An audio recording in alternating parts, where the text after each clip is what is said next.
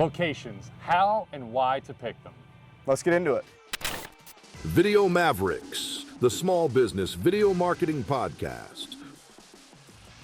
Presented by Workshop Media. With your hosts, Brett and Jeff, sharing a combined 40 years of video production and marketing experience. Take it away. All right, so locations, when we're talking about video production, typically we think about locations as just where you're filming your content, whether it's an interview or it's B-roll, but ultimately it's the setting that you're filming in. And so why do locations matter? Number one, I guess, why do they matter? Oh, well, you should think about if they apply to your unique story, if they apply to your brand, and in that case, of course they matter. They're a part of your business. They're a part of your organization. But depending on the platform, you may want to be thinking about, is it striking? Does it stop the scroll? Is it visually appealing? That's something to consider as well. Sometimes locations are just purely logistics based. So it could be, you have to film it there because you have permission to film there. Or you have to film there because this particular time that I have available in the calendar, this is when it's going to work. Mm-hmm. But let's assume that all those things are taken care of and we're making location decisions based on creative or strategic mindset. I'm thinking about something very obvious, like a retail shop. Obviously, for a retail shop, if you're trying to promote your boutique retail location, you probably want to show people what that looks like, right? So you want to be in the space. But what if you have a service that is not a storefront? What if you have a consultant? Or what if you have a service like you're in the medical field and you can't show your location in the same way because there's HIPAA considerations? Or you're in a medical field and you don't want to be in the same, you don't want to be represented in the same way. You're trying to stand out among all the other kind of vanilla marketing advertising. Maybe an operating room is not the story that you want to tell as a surgeon. Maybe it's care for people. Yes, that's right. Is the story. So the point, I guess, with that thought process is you have to think logically about what is the space and what do I do, but more about what's it going to make the person feel like when they watch the content, and then pick your location based off of that. So thinking about a consultant, what are some approaches you might have for a consultant trying to demonstrate their services if they don't have a physical location? Maybe they work from home, but they want to show that they're out in the world serving they their don't want to be. They want to lead with the best foot forward. Yeah, they don't want to be sitting a home on office person. They may be doing their best work in their flannel pajamas on their couch with their cat next to them, just crushing it out, right? The perception matters, but right? Is that your brand? Do you lead with like, I'm going to completely change, I'm going to help entrepreneurs generate 8 figures a year by doing X, Y, and Z, and here I am with my fuzzy socks and Mr. Bigglesworth, and you know what I mean? No, so yes, I work from home, but I want to present myself in a way. So maybe I go look for a co-working space that kind of buttons me up a little bit and gives me something that's kind of modern and nice.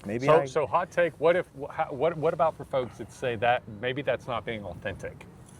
What if it's like, well, that's not my workspace, so why would I use that? I would argue that maybe that's not literally your space right now, but if your business represents that, and if that is a barrier to entry for your customer, really appreciating the value that you're presenting, then that's perfectly fine. Now, if you get presented with a question, is that your office? No, that's a location. I would say watch television. Yeah. The locations that you're seing in nationally broadcast commercials very likely are entirely fabricated, right? Yeah, and this is a great point because authenticity doesn't mean that everything that's out there is playing as is as reality television, which is in fact not reality.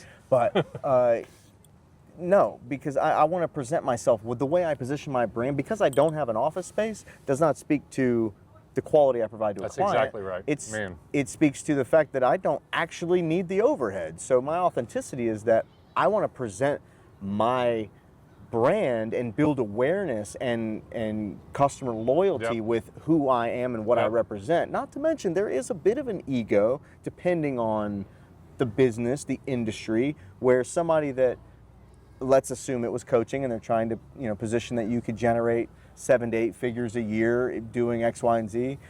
there's a bit of an ego that goes with it. I am that person, and I'm looking at somebody that's going to help me, a coach. Yep. I'm not going to go pay for somebody that Yep. I don't think status aligns, right? You're It not- doesn't affect your Yep. authenticity. It is more about your presentation of your brand and who you think you are and what you want to present to your target audience. You're also never going to convince me that the business person that is in an interview That was a great hot take, by the way. wearing a suit and tie in a nationally televised interview is always wearing the $5,000 suit.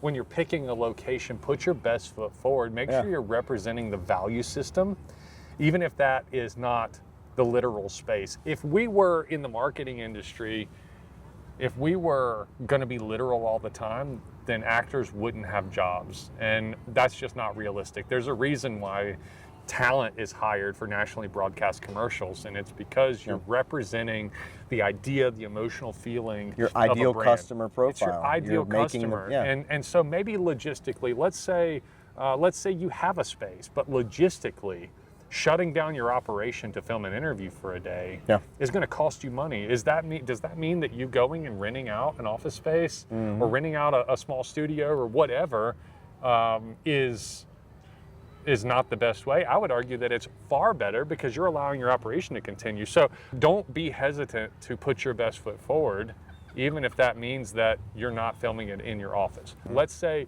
you have a handmade product, and the fact that you have local staff that's operating and assembling your product or stitching or whatever it is, it's probably pretty important that you figure out how to make that look good. So what if your warehouse space is frankly like wild? What are some ways that you can make those locations feel the way that the value is aligned to the customer, that hand approach, that, quality care on site, we own the whole supply chain, yada, yada, yada. How do you do that? Some of that is a bit subjective. Yeah. But minimalist is always going to be the way to go. If you look at it, in an endearing way, and you feel a certain way about your business, and you have this space, and it's amazing. You got this beautiful front office and this warehouse in the back, but it is a functional space. It is in operation day in and day out. Filming it is important because it's a part of who you are and your culture and your business, your team.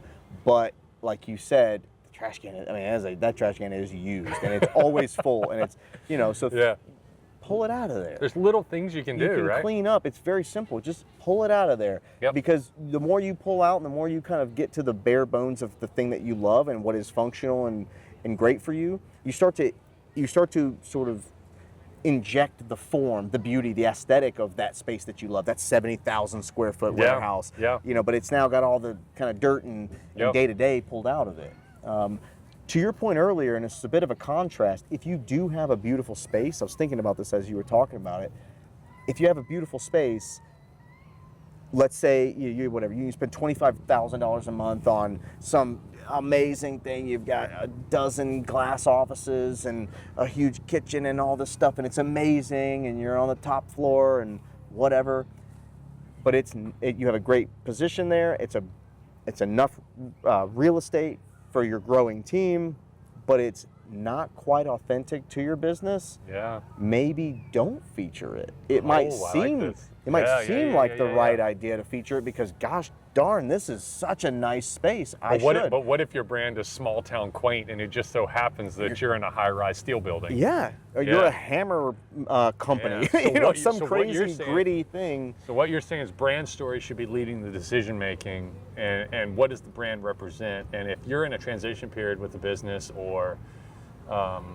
maybe when you walk into that space, the thing that makes it feel like your brand are the people in the space, or the warmth from being greeted, but the space itself just doesn't feel right. Doesn't speak to it. You got to consider that the viewer is not gonna, unless you're artfully crafting your content, and we're speaking to a DIY audience, so we shouldn't assume that the nuanced artfulness approach is not something that we can expect everyone to figure out. Yeah. If it's literally what does the viewer see, then you got to make sure that every single visual is telling that story. I would say this podcast is more geared, I think people that if they've already have it figured out like you've described, they could still take away value from this podcast, but we are definitely tailoring more information towards those that may not already have it figured out, right?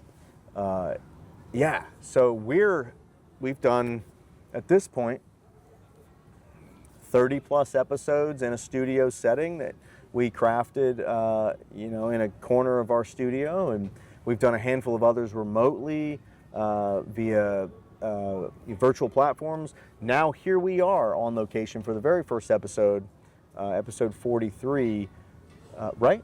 It is 43. 43. I think it's right. Yeah. Out here in Asheville, North Carolina, because we were on a shoot today, this morning, and just thought, you know what, because then what I'm going to mention here is important. Because we were on location doing a thing, we went, you know what, why not? Let's give the platform, in this case YouTube, visually YouTube, let's give it something different. Yeah. Let's test the waters a little bit. We were filming a testimonial with a very well-known doctor in Asheville, not in a doctor's office. Yeah. Because we wanted to add some cinema, add some flair, some creative to it. We'd already strategically outlined everything that was necessary for the logistics of the project, what we were going to come away with, how we were going to respect the doctor's time. All of things were taken care of. So at this point, we're going, how do we approach this with a creative eye? How can we now start to have some fun? And so we filmed in a restaurant and completely flipped the thing on its head. This is a doctor, and he's talking about doctor stuff, And But so, this is a doctor that's breaking the mold for how he's marketing and branding the business. Yeah. And so if we were to put that doctor inside of a stale white business, lab coat, doctor-looking thing, yeah. it wouldn't That's make right. sense, right? What he's doing with that organization is trying to shake things up and stand out. And he's a leader in the space because of it. That's So exactly it makes right. sense. From our perspective, we went, well, how do we do this? How do we flip it on its head to represent what he's representing for his own industry? And so here we are going, we're inspired by the thought of it, having done it, and going, why not? We have gear with us. Let's do this podcast now on location and talk about the value and the importance of thinking about every single detail, and locations are one of those details. And so if you're thinking about this for your business, trying to figure out where do I film, maybe it's obvious, maybe it's not, but the point is give thought to it.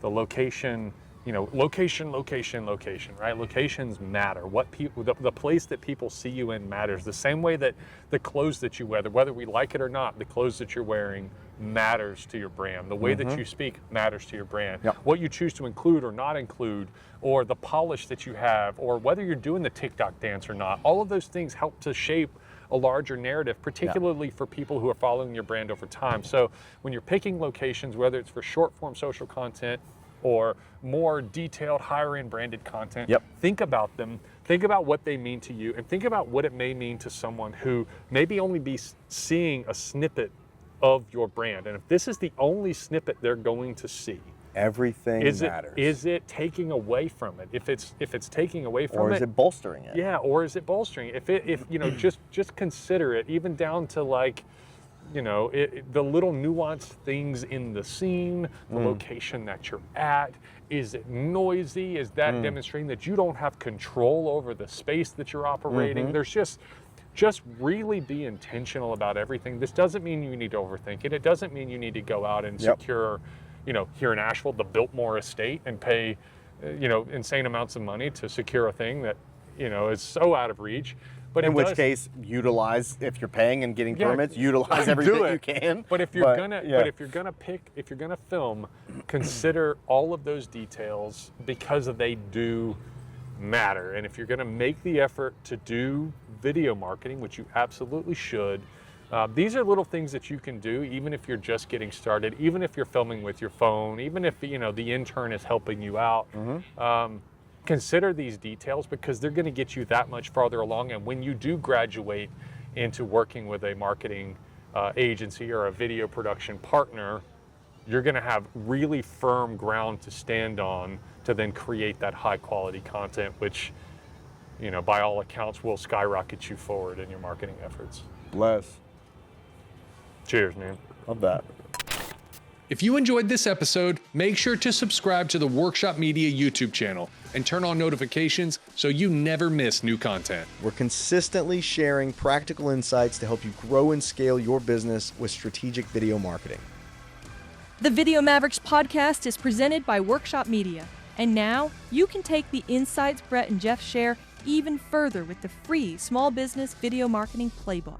This exclusive guide walks you through the 5 must-have videos every small business needs to connect with customers, build loyalty, and drive real results.